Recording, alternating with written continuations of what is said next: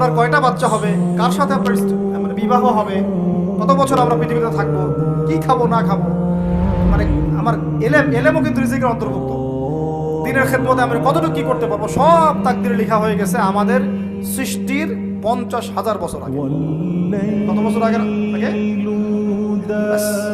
এটা দুনিয়াতে রিজিক লেখা হচ্ছে না, আসমানে রিজিক হচ্ছে। আসমানে এই যে লাইলাতুল কদর আসতেছে, এখানে আবার ভাগ্য নবায়ন হবে, 1 বছরের বাজেট পেশ হবে।